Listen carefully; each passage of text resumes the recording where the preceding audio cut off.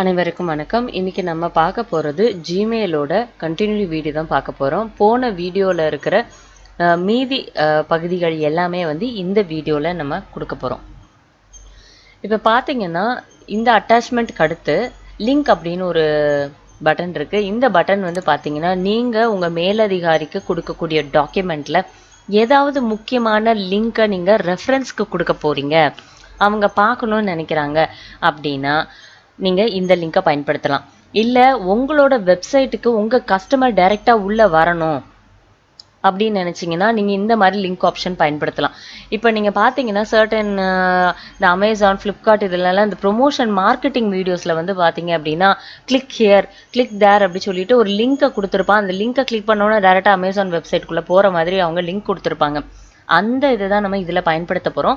இப்போ உதாரணத்துக்கு பார்த்தீங்க அப்படின்னா என்னோட அக்கா பேஜ் கேரோட லிங்க்கை நான் காப்பி பண்ணி நான் வந்து என்னோட கஸ்டமருக்கு ப்ரொமோட் பண்ணுறேன்னு வச்சுக்கோங்களேன். இப்போ நான் என்ன பண்ணுவேன், இதை வந்து ரைட் கிளிக் பண்ண போகிறேன். அதாவது யூடியூப்குள்ளே போயிட்டு என்னோட பகுதியில் அதை என்னோட சேனலில் போயிட்டு என்னோட சேனலுக்கு மேலே வச்சு ரைட் கிளிக் பண்ண போகிறேன். அப்போ என்ன கேட்குது, காப்பி லிங்க் அட்ரஸ் அப்படின்னு வரும். நான் இந்த அட்ரஸை கிளிக் பண்ணுறேன். கிளிக் பண்ணிவிட்டு இந்த இடத்துல போய் நான் இதை பேஸ்ட் பண்ணிடுறேன். சரிங்களா? இப்போ நான் பேஸ்ட் பண்ண உடனே பாருங்கள் டெக்ஸ்ட் டு டிஸ்பிளேயும் அதே லிங்க் தான் வரும். இதில் நீங்கள் கவனிக்க வேண்டியது இந்த மாதிரியே நீங்கள் ஓகே கொடுக்கக்கூடாது.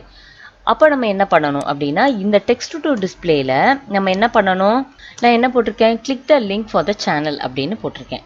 ஸோ இந்த இதை போட்டுட்டு நம்ம ஓகே கொடுக்குறப்போ ஃபார்மேட் எப்படி வருதுன்னு பாருங்கள். அப்போது இதில் லிங்க் எதுவுமே வராது, click the link for the சேனல்னு மட்டும்தான் வரும். நம்ம கஸ்டமருக்கு கொடுக்கக்கூடிய இந்த மெயிலை வந்து அவங்க ஜஸ்ட் இந்த லிங்க்கை இப்படி கிளிக் பண்ணுவாங்க.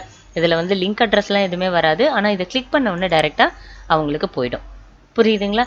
இதை ரிமூவ் பண்ணுறதா இருந்தாலும் பண்ணிக்கலாம். இதில் இருந்து நீங்கள் டபுள் கிளிக் பண்ணிங்கனாலே உங்களுக்கு ரிமூவ் ஆப்ஷன் வந்துடும். ஆனால் இன்னொரு ரொம்ப ப்ரொஃபஷ்னலான ஒரு வழிமுறை இருக்குது. அது என்ன நீங்கள் கவனிச்சிங்கன்னா, ஜஸ்ட் இப்போது கிளிக் ஹியர் அப்படின்னு ஒரு ஆப்ஷன் இருக்கும். நீங்கள் நிறைய மெயிலில் பார்த்துருப்பீங்க, மார்க்கெட்டிங் மெயில்ஸில் வந்து இந்த மாதிரி வார்த்தை வரும், கிளிக் ஹியர் ஃபார் சப்ஸ்கிரைப் அப்படின்னு போட்டு வரும். நீங்கள் பார்த்துருக்கீங்களா? ஸோ இது என்ன அப்படின்னா இந்த கிளிக் ஹியர் மட்டும் அண்டர்லைன் ஆகி வரும். தான் நம்ம என்ன பண்ணணும், இந்த கிளிக் ஹியரை மட்டும் ஹைலைட் பண்ணிவிட்டு லிங்க் பட்டனை கிளிக் பண்ணோன்னு வச்சுக்கோங்களேன். இந்த கிளிக் ஹியர் டிஸ்பிளே ஆல்ரெடி வந்துடும். இந்த இடத்துல போய் நம்ம லிங்க்கை பேஸ்ட் பண்ணி ஓகே கொடுத்தோம்னா இந்த மாதிரி ஸ்டைலில் உங்களுக்கு வரும். ஸோ நீங்கள் எந்த ஸ்டைல் வேணாலும் நீங்கள் ஃபாலோ பண்ணலாம், அது உங்களோட விருப்பம். ஆனால் மார்க்கெட்டிங் பொறுத்த வரைக்கும் லிங்க் வந்து ரொம்ப முக்கியம். ஸோ ஒன்று உங்கள் மெயின் வெப்சைட் கூட நீங்கள் லிங்க் பண்ணலாம், இல்லை பிளாகோட லிங்க் பண்ணலாம், இல்லை ஏதாவது பர்டிகுலர் பேஜ் ரெஃபரன்ஸ் கொடுக்குறீங்கன்னா நீங்கள் லிங்க் பண்ணலாம். ஆனால் ஃபார்மேட் வந்து இதுதான். என்னென்னா நீங்கள் டிஸ்பிளே டெக்ஸ்ட் டு டிஸ்பிளேயில் வந்து லிங்க் அப்படி விடக்கூடாது. நீங்கள் பேஸ்ட் பண்ணுறப்போ லிங்க் அப்படி வருது பார்த்தீங்களா, இந்த லிங்க்கோடு நீங்கள் கொடுத்தீங்கன்னா இந்த மாதிரி ஃபார்மேட்டில் வரும். இது பார்க்குறதுக்கு நல்லாவே இருக்காது. புரியுதுங்களா? வெறும் லிங்க்கு மட்டும் நம்மளுக்கு அப்படியே வரும். சரிங்களா? சரி, அடுத்து பாருங்கள், லிங்க்குக்கு அடுத்து இருக்கிற இமோஜி. தயவுசெய்து இந்த இமோஜியை மார்க்கெட்டிங் மெயில்ஸுக்கோ இல்லை ப்ரொஃபஷ்னலாக யூஸ் பண்ணுற மெயிலுக்கோ தயவு செய்து பயன்படுத்தாதீங்க. ஸோ அடுத்து வந்து பார்த்தீங்கன்னா ட்ரைவுங்கிறது உங்களுக்கு ஏற்கனவே நிறைய சொல்லி கொடுத்துருக்கேன். பழைய வீடியோஸில் ட்ரைவை பற்றி தெரிலன்னா தயவுசெய்து பாருங்கள். இப்போ கீழே வந்து டிஸ்கிரிப்ஷன்லேயும் நான் அந்த லிங்க்ஸ் எல்லாம் கொடுக்க முயற்சி பண்ணுறேன். இந்த ட்ரைவை பொறுத்த வரைக்கும் பார்த்தீங்கன்னா உங்களோட கம்பெனியில் இருக்கிற முக்கியமான மார்க்கெட்டிங் டாக்குமெண்ட்ஸ் இருக்கும் பார்த்தீங்களா, அதை ஒரே இடத்துல வச்சுக்கோங்க. உங்கள் சிஸ்டமை பற்றி நான் சொல்லவே வரல. அதாவது இந்த ட்ரைவுங்கிறது நீங்கள் எங்கே போனாலுமே வந்து அந்த மார்க்கெட்டிங் மெயில்ஸை நீங்களால் யூஸ் பண்ண முடியும். அதுக்கு தான் வந்து நம்ம ட்ரைவை பயன்படுத்துகிறோம். இப்போ நீங்கள் வந்து ஒரு வேளை நீங்கள் மார்க்கெட்டிங்கில் நீங்கள் பிஸியாக இருக்கீங்க, நீங்கள் வெளியே போகிறீங்க, வெளியூரில் போயிட்டு இருக்கீங்க, அங்கே டாக்குமெண்ட்ஸ் வந்து நம்ம கஸ்டமருக்கு ஃபார்வர்ட் பண்ணணும்னா நீங்கள் அந்த நேரத்தில் வந்து உங்களோட சிஸ்டமில் இருக்க ஃபைல்ஸ் எல்லாம் தேவைப்படும் அப்படின்னு நினைக்கிற நேரத்தை நீங்கள் தவிர்க்கலாம். என்ன பண்ணலாம், உங்களோட பர்டிகுலராக இருக்கக்கூடிய மார்க்கெட்டிங் டாக்குமெண்ட்ஸோ கொட்டேஷன் பேப்பர்ஸோ அது எல்லாமே வந்து ட்ரைவில் நீங்கள் தூக்கி வச்சுக்கலாம். ஸோ மொபைலில் இருந்தே நீங்கள் என்ன பண்ணலாம், அட்டாச்மெண்ட் கொடுக்குறப்போ ட்ரைவில் இருந்து உங்கள் எல்லா டாக்குமெண்ட்டையும் எடுத்துக்கலாம். இப்போ ட்ரைவை கிளிக் பண்ணுறப்போ பாருங்கள் இந்த மாதிரி ஓப்பன் ஆகும்.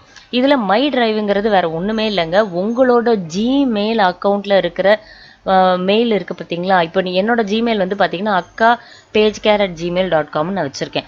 அதே மெயில் அட்ரஸ் தான் வந்து பார்த்தீங்கன்னா எதுக்கு, ட்ரைவுக்கும் அதே பாஸ்வேர்டு தான், எந்த விதமான சேஞ்சஸ் பாஸ்வேர்டும் கிடையாது. மெயிலுக்கு யூஸ் பண்ணுற அதே பாஸ்வேர்டு தான் ட்ரைவுக்கும் வரும். ஸோ ட்ரைவில் முடிஞ்ச வரைக்கும் உங்களோட மார்க்கெட்டிங் ஃபைல்ஸ் எல்லாத்தையும் ஒரே இடத்துல கன்சால்டேட்டடாக வச்சுக்க முயற்சி பண்ணுங்கள். ஸோ வேணும்னா நம்ம அதிலிருந்து அட்டாச் பண்ணி அனுப்பிக்கலாம். அதுக்கு தான் வந்து கூகுள் ட்ரைவ் ரொம்ப ரொம்ப முக்கியமானது. டாக்குமெண்ட் மட்டும் இல்லை, என்ன விதமான சாஃப்ட்வேர்ஸ் அப்ளிகேஷன்ஸ் எதுனாலும் நீங்கள் டிரைவில் வைக்க முடியும். அடுத்து இமேஜ். இந்த இமேஜ் ஃபோட்டோவில் நம்ம இன்சர்ட் பண்ணுற தவறுகள் என்னென்ன அப்படிங்கிறத நம்ம பார்க்க போகிறோம். நல்லா நோட் பண்ணுங்கள், உங்களுக்கு நான் சொல்லி கொடுத்துருக்கேன். அட்டாச்மெண்ட்டில் ஒரு இமேஜ் கொடுக்கறதுக்கும் இதில் இமேஜ் கொடுக்கறதுக்கும் வித்தியாசம் இருக்குது. இது வந்து அட்டாச்மெண்ட்டாக போகும், ஆனால் இது வந்து அப்படியே ஃபோட்டோ பிரிண்ட்டாக போகும். இப்போ கவனிங்க, இப்போ நான் ஒரு ஃபோட்டோ கிளிக் பண்ணுறேன்னு வச்சுக்கோங்களேன். என்னோட மார்க்கெட்டிங் கஸ்டமர்ஸ்க்கு எல்லாருக்குமே வந்து ஒரு பொங்கல் விஷயம் நான் அனுப்பணும்னு வைக்கிறேன். அப்போ பொங்கல் விஷஸ்க்கு நான் வந்து என்ன பண்ணுவேன், கூகுளில் போயிட்டு ஒரு க்ரீட்டிங் கார்டு ஒன்று எடுக்கிறேன்னு வச்சுக்கோங்க. இப்போது மார்க்கெட்டிங்கில் ஒர்க் பண்ணுற நிறைய பேர் வந்து பார்த்தீங்கன்னா, ஏதாவது முக்கியமான ஒகேஷன்ஸ், ஏதாவது ஃபெஸ்டிவல் டயத்துக்கு மெயில் அனுப்புறது வழக்கமாக இருக்கும். நீங்கள் நிறையவே பார்த்துருப்பீங்க. ஸோ இது எல்லாமே மார்க்கெட்டிங் டெக்னிக்ஸ் தான். ஸோ கஸ்டமரை நம்ம ரீட்டைன் பண்ணுறதுக்காக என்ன பண்ணுவோம், இந்த மாதிரி முக்கியமான செலிப்ரேஷன்ஸ் எல்லாமே வந்து பல்க் மெயில் அனுப்புவோம். ஸோ அந்த நேரத்தில் என்ன பண்ணுவோம், இந்த மாதிரி இமேஜஸ் என்ன பண்ணுவோம்னா, கூகுளில் பார்த்த உடனே ரைட் கிளிக் பண்ணி சேவ் இமேஜஸ் கொடுத்துருவோம். நம்ம பண்ணுற பெரிய தப்பு அதுதான். நீங்கள் எந்த மாதிரி இமேஜாக இருந்தாலும் அதை கிளிக் பண்ணி அந்த கன்சர்ன் வெப்சைட்டில் இருந்து அந்த அந்த பிக்சர் எடுக்க முயற்சி பண்ணுங்கள். ஆன் த ஹோலாக இந்த மாதிரி ரேண்டமாக இருக்கிற இமேஜை எடுத்திங்கன்னா ரொம்பவே டல்லாக இருக்கும் பிக்சல். அதை நான் ஏன்னு உங்களுக்கு நான் இப்போ நல்லா காட்டுறேன். இப்போ கவனிங்க.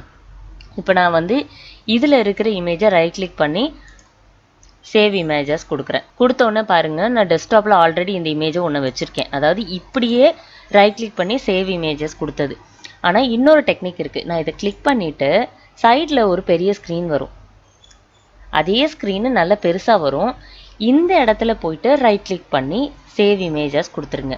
நான் இந்த 2 இமேஜுமே வந்து ஆல்ரெடி நான் வச்சுருக்கேன் என்னோடய சிஸ்டமில். நான் உங்களுக்கு அது என்னன்னு நான் காட்டுறேன். இப்போ பாருங்கள், இந்த 2 இமேஜும் அந்த மாதிரி எடுத்தது தான். நான் 2மே உங்களுக்கு ஓப்பன் பண்ணி காட்டுறேன். சரிங்களா? ஸோ இது வந்து நம்ம நார்மலாக எடுக்கக்கூடிய சைடு, நம்ம அந்த மொத்தமாக இருக்கக்கூடிய மெயிலிருந்து நம்ம ரைட் கிளிக் பண்ணி சேவ் இமேஜஸ் கொடுத்தோம்ல, அந்த இமேஜு. அந்த இமேஜ்லேருந்து கிளிக் பண்ணி சைடில் ஒரு வியூ பெருசாக வந்தக்கப்புறம் எடுக்கக்கூடிய இமேஜ்.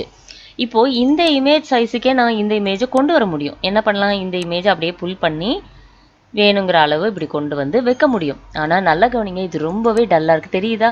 வார்த்தை ரொம்பவே பிளர் அடிக்கும். உங்களால் சரியான பிக்சலோ இல்லை வார்த்தையோட கண்டென்ட்டையோ பார்க்கவே முடியாது. ஆனால் இதே தான் மேலே பாருங்கள், ரொம்பவே தெளிவாக இருக்கும். அப்போ நம்ம பெரும்பான்மையாக பண்ணுற என்ன தப்பு அப்படின்னா, டக்குன்னு இமேஜஸ் என்ன பண்ணுவோம், கூகுளில் சர்ச் பண்ணுறப்பயே அதுலேயே ரைட் கிளிக் பண்ணி அப்படியே சேவ் கொடுத்துருவோம். அப்படி பண்ணவே பண்ணாதீங்க. எப்பயுமே வந்து ஒரு இமேஜை நீங்கள் டவுன்லோட் பண்ணணும்னு நினைக்கிறீங்களா, அந்த கன்சர்ன் இமேஜை கிளிக் பண்ணி அதனால் பெருசாக வந்தக்கப்புறம் அதில் ரைட் கிளிக் பண்ணிங்கன்னா இமேஜ் வந்து இன்னுமே ரொம்ப ரொம்ப பெட்டராக இருக்கும். புரியுதுங்களா? ஸோ என்றைக்கு அந்த தப்பை பண்ணாதீங்க. நீங்கள் என்ன தான் வந்து இதில் போயிட்டு original size, best fit, small சைஸ்னு கொடுத்தாலும் இது பிளராக இருக்கிறது பிளராக இருக்க தான் செய்யும். அது மாறவே மாறாது. ஆனால் இந்த இமேஜை நீங்கள் எவ்வளோ பிடிச்சி நீங்கள் புல் பண்ணாலும் இமேஜோட கிளாரிட்டி உடையாது. புரியுதுங்களா? அது ரொம்ப ரொம்ப முக்கியமானது. ஸோ மார்க்கெட்டிங் மெயில்ஸில் இந்த மாதிரி இமேஜஸ் நீங்கள் ஃபிட் பண்ணுறப்போ இமேஜ் கிளாரிட்டி ரொம்பவே முக்கியம். ஸோ ஏதாவது ஒரு ரேண்டமாக இமேஜை தூக்கி வச்சிடாதீங்க. அது உங்களுக்கு அன்கிளியர்டு ஒரு வெர்ஷனாக தான் போய் நிற்கும். சரி, அடுத்து முக்கியமானது பார்த்தீங்கன்னா confidential mode turn or off தான் கொடுக்க போகிறோம். இது நான் என்னோட மெயில் ஐடியிலேருந்தே திரும்ப எனக்கு அனுப்பினா இது ஒர்க் ஆகாது. ஏன்னா கான்ஃபிடென்ஷியல் மோடுங்கிறது வேற ஒரு மெயில் ஐடியிலேருந்து எனக்கு வரக்கூடியது, அதே மாதிரி நான் வேற ஒருத்தருக்கு அனுப்பக்கூடியது. அதனால் நான் என்ன பண்ணுறேன், என்னோட இன்னொரு மெயில் ஐடிக்கு இந்த டாக்குமெண்ட்டை நான் உங்களுக்கு அனுப்புகிறேன். இப்போ பாருங்கள், நான் இந்த இடத்துல ஏதாவது ஒரு கண்டென்ட்டை நான் டைப் பண்ணியிருக்கேன்னு வச்சுக்கோங்களேன். நான் அது வந்து சும்மா டைப் பண்ணியிருக்கேன். இப்போ நான் என்ன பண்ணுறேன் அப்படின்னா, இப்போ ஒரு டெஸ்க்கு, அதாவது ஒரு சிஸ்டமை பயன்படுத்துகிற 4 பேர் இருப்பாங்க. ஏன்னா இப்போ ஷிஃப்ட்டிலலாம் பார்த்தீங்கன்னா ஒரு எம்ப்ளாயி மாற்றி ஒரு எம்ப்ளாயி வந்துகிட்டே இருப்பாங்க. அப்போ சிஸ்டம் ஒன்றா தான் இருக்கும். இப்போ ஃபார் அன் எக்ஸாம்பிள், இப்போ நான் வந்து என்னோட ஒரு எம்ப்ளாயிக்கு நான் அனுப்புகிறேன்னு வச்சுக்கோங்களேன். அந்த எம்ப்ளாயி ஒரு நாளுக்குள்ளே அந்த மெயிலை ஓப்பன் பண்ணி பார்த்தா ஓகே, அவங்களால அந்த பர்டிகுலர் பாஸ்வேர்டை கொடுத்து ஓப்பன் பண்ணி படிக்க முடியும். அதே எம்ப்ளாயி மிஸ் பண்ணிட்டாங்க, நெக்ஸ்ட் டே தான் அந்த மெயில் அவங்களுக்கு நோட்டிஃபை ஆகுது, அப்போ அவங்க அந்த பாஸ்வேர்டை கொடுத்தும் பிரயோஜனம் கிடையாது.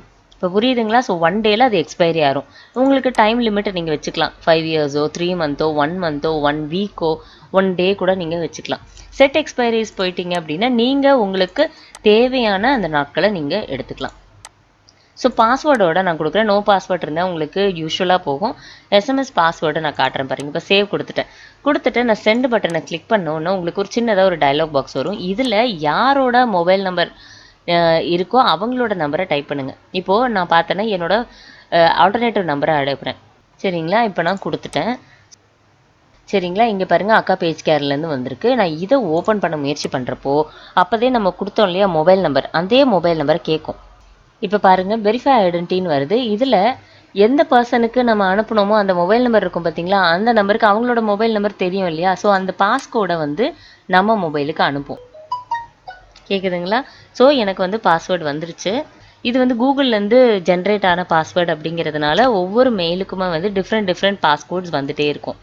ஸோ இதுதான் வந்து என்னோட மொபைலுக்கு வந்தக்கூடிய பாஸ்கோடு. நான் இதை சப்மிட் கொடுக்குறேன். இப்போ தான் வந்து என்னால் அந்த மெயிலை படிக்க முடியும். பார்த்தீங்களா, நான் இந்த இடத்துல நம்ம அப்போதே டைப் பண்ண அந்த ஒரு வரி, இப்போ நம்ம அந்த ஒரு வரி தானே அனுப்பியிருந்தோம், அந்த ஒரு வரி இங்கே வந்துருச்சு. சரிங்களா, ஸோ இப்படி தான் ஓப்பன் பண்ணி பார்க்கணும்.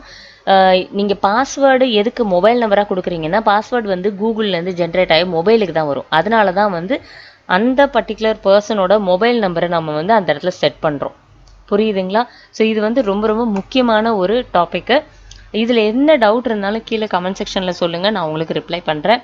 அண்ட் அடுத்து வந்து ஜிமெயிலே பார்க்க போகிறது வந்து பார்த்தீங்கன்னா நெக்ஸ்ட் வீடியோவில் முக்கியமான சில ரேண்டம் டிப்ஸு தான் பார்க்க போகிறோம். ப்ரொஃபஷனலாக ஒர்க் பண்ணுறவங்க இது எல்லாமே வந்து பண்ணி பார்க்கணும். ஸோ நெக்ஸ்ட் வீடியோவும் ஜிமெயில் சம்மந்தமானது தான். ரொம்ப நன்றி.